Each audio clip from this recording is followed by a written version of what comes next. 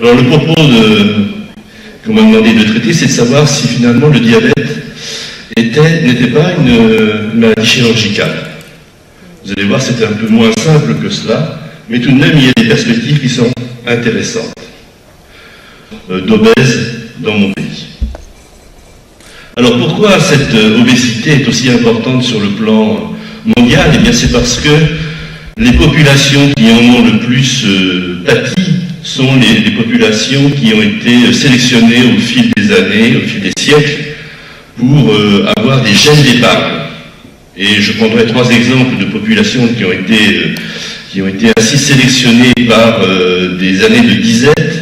Les Indiens Pima, que chacun connaît, les Polynésiens, parce que pour arriver à supporter les voyages en pirogue à travers le Pacifique, il fallait être assez résistant, et puis les gens du Golfe. Et puis quelques années plus tard, c'est sur une population bien sélectionnée, le fait d'arriver avec une alimentation américaine, eh bien on voit les résultats, avec une prévalence de l'obésité qui est extrêmement importante et une prévalence du diabète qui atteint 30%. Alors l'obésité, c'est une maladie évolutive. Maladie évolutive avec des hauts et des bas, c'est ce qu'on appelle l'effet yo-yo. Et puis lorsqu'on essaye d'intervenir, eh bien on voit qu'on obtient une perte de poids qui, le plus souvent n'est pas pérenne. Et il y a très fréquemment des rechutes. Et ce diabète, cette obésité va conduire à une augmentation du diabète. Il existe naturellement 2 types d'obésité, avec une prédisposition au niveau de la localisation du tissu adipeux, soit le tissu adipeux sous-cutané, qui est plutôt le fait de nos compagnes, qui est un peu disgracieux, mais qui n'est pas très dangereux sur le plan métabolique, et puis le tissu adipeux viscéral qui nous concerne nous, et qui va introduire le passage de beaucoup d'acide gras libre au niveau de la circulation portale et induire une insulinorésistance, puis un diabète. Alors quand on regarde la prévalence du diabète en fonction de l'IMC, on voit qu'il y a un lien qui est évident. Tous les obèses ne sont pas diabétiques, mais lorsqu'un patient diabétique de type 2 a un poids normal, c'est assez louche, et il faut rechercher une autre cause, comme notamment une affection pancréatique ou une maladie génétique. Ceci est attesté par la répartition géographique. Je vous montre ici ce qui se passe en France. Vous avez à gauche la répartition géographique de l'obésité, avec une prévalence la plus importante dans les régions où il y a beaucoup de précarité, le nord de la France, l'est de la France, et puis la région proche de la Méditerranée autour de Marseille. Et vous voyez que c'est exactement la même chose au niveau de la prévalence, la répartition géographique du diabète de type 2, avec notamment une forte prévalence dans les territoires d'outre-mer. Alors vous avez vu 1000 fois cette diapositive, mais je vous la montre pour 2 raisons. C'est une diapositive qui est assez ancienne et que j'ai récupérée, pour vous montrer qu'on se trompe toujours dans les prévisions, et on se trompe en dessous, puisque là vous voyez dans cette diapositive on disait 300 millions de diabétiques en 2025. Pierre Dac disait les prévisions sont très difficiles, surtout quand elles concernent l'avenir. Vous voyez ici, on sait vraiment tout à fait ça. Et puis également pour vous montrer le poids des pays émergents où il y aura le plus de patients diabétiques de type 2, c'est-à-dire essentiellement en Inde et en Chine. Mais également la région MENA et l'Afrique sera particulièrement touchée. Alors pour lutter contre cette obésité et éviter l'apparition du diabète, il y en a des moyens. Les conseils diététiques, je vous les ai listés ici, mais vous savez tous que c'est très difficile.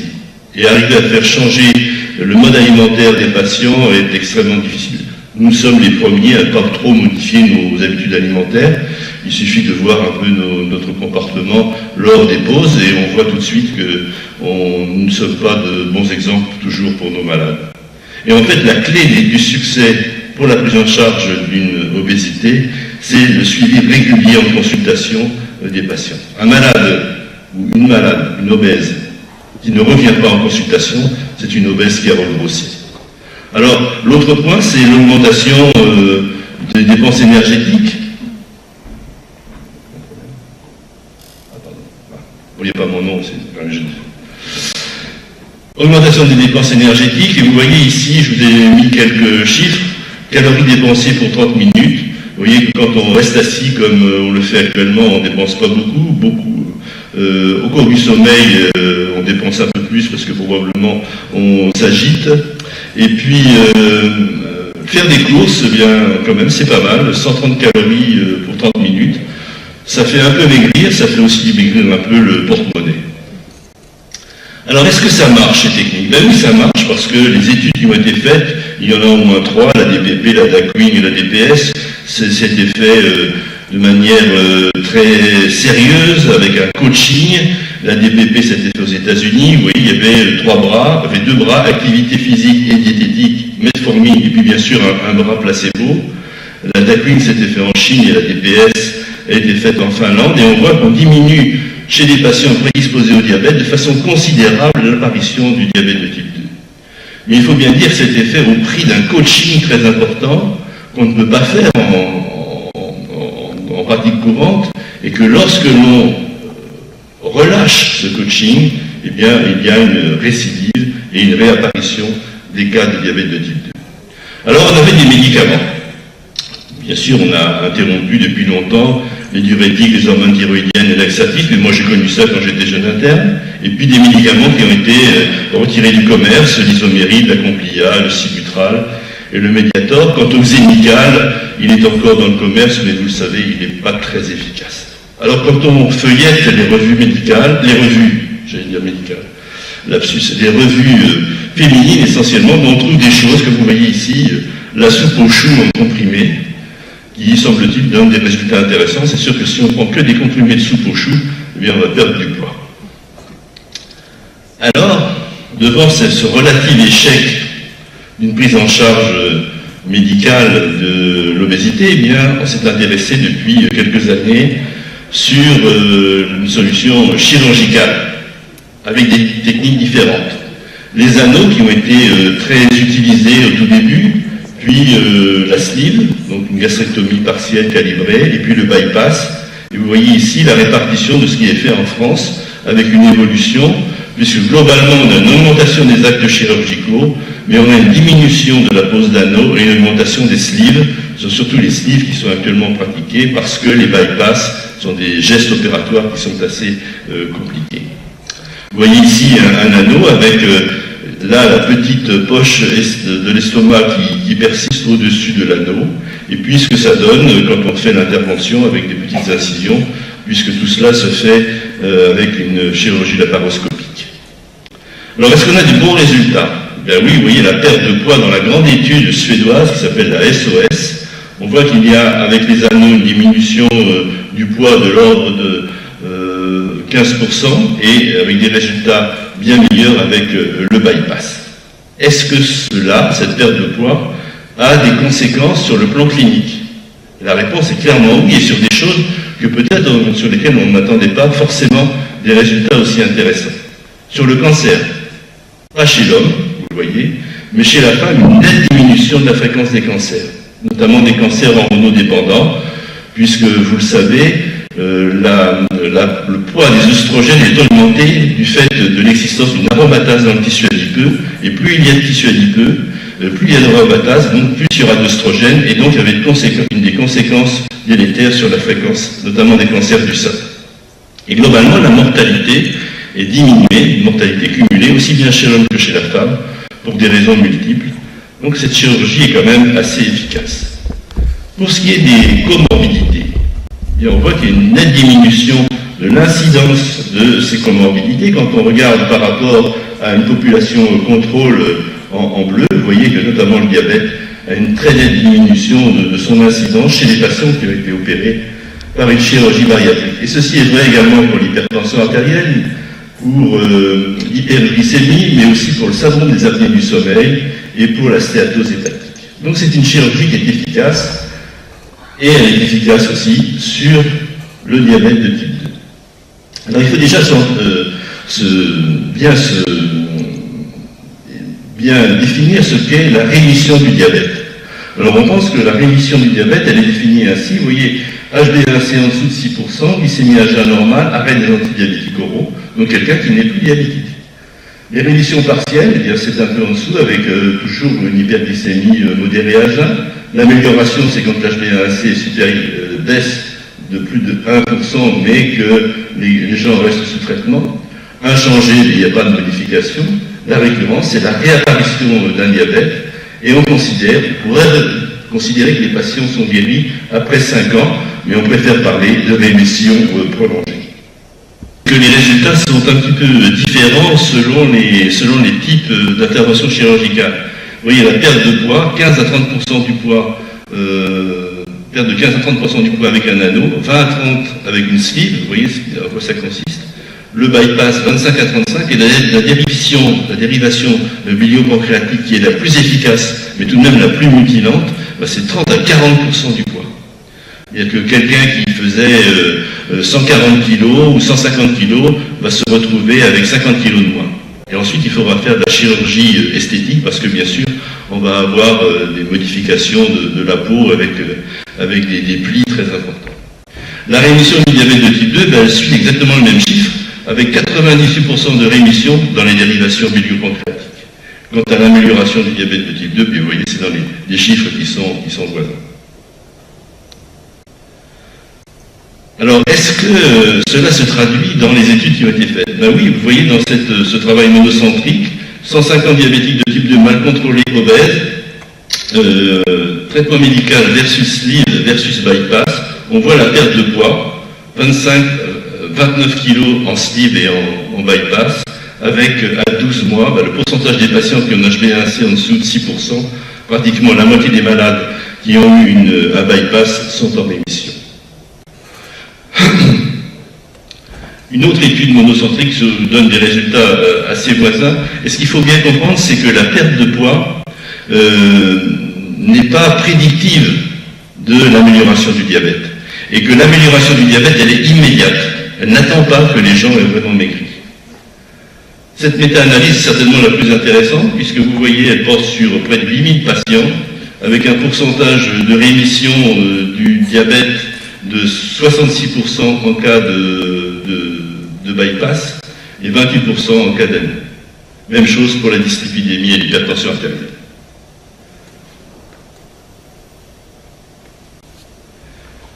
Alors, ce qu'il faut bien retenir, encore une fois, c'est que rémission ne veut pas dire guérison. Et on voit ici les pertes de poids qui ont été observées dans la SOS Study, donc l'étude suédoise qui fait référence.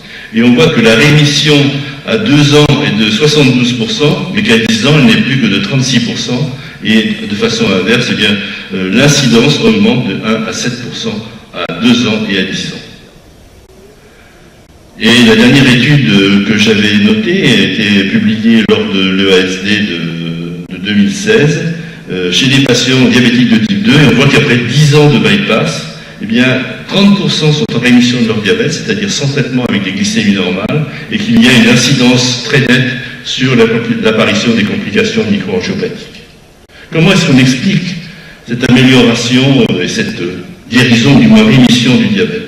Bien par de multiples façons. D'une part parce qu'il y a une modification des sécrétions biliaires, une réduction du volume gastrique, avec une diminution de l'alimentation, bien sûr, l'altération du transit des aliments, des modifications du microbiote, sur lesquelles on insiste actuellement, des modifications vagales, des modifications hormonales, et ceci induit un effet métabolique et un effet pondéral, les deux n'étant pas forcément liés.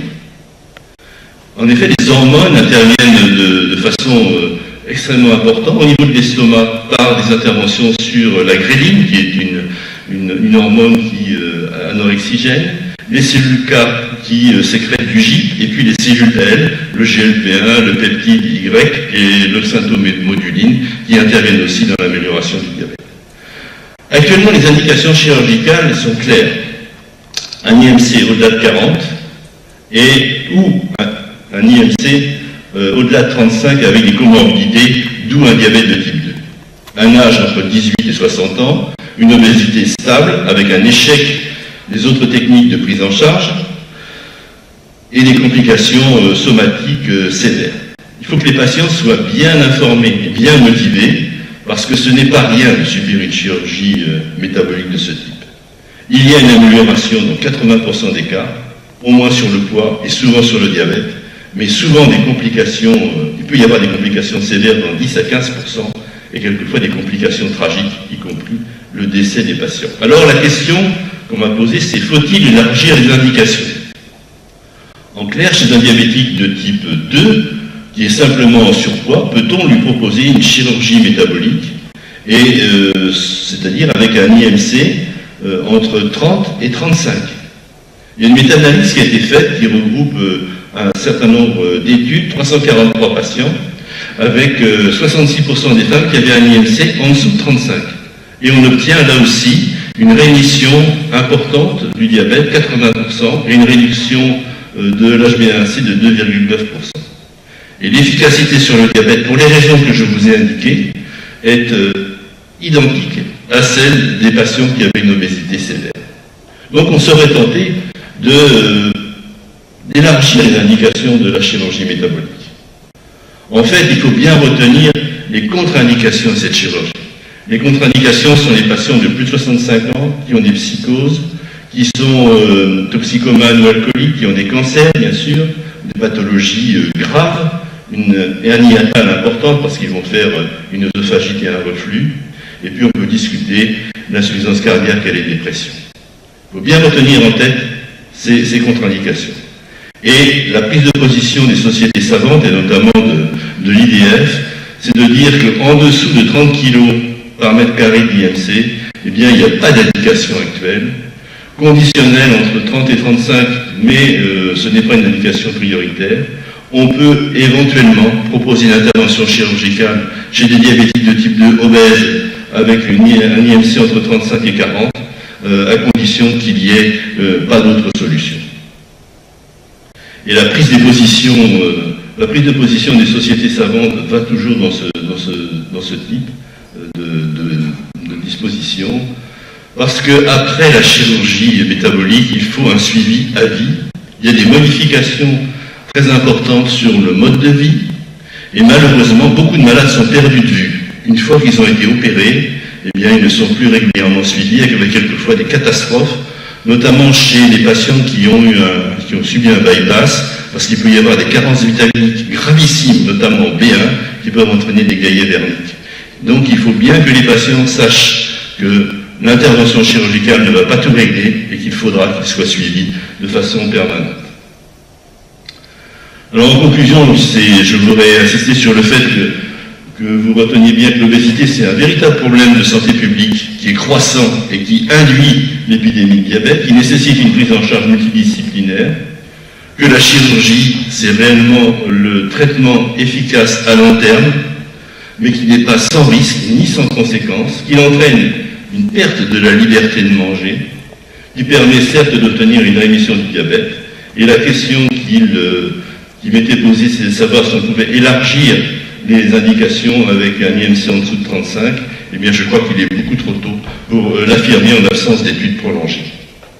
Et je voudrais terminer en vous montrant cette tableau de Bottero j'ai insisté tout à l'heure sur la génétique et les populations prédisposées, et vous voyez que là, toute la famille, le père, la mère et les enfants sont obèses, et vous allez me dire, la génétique, vraiment, c'est très important.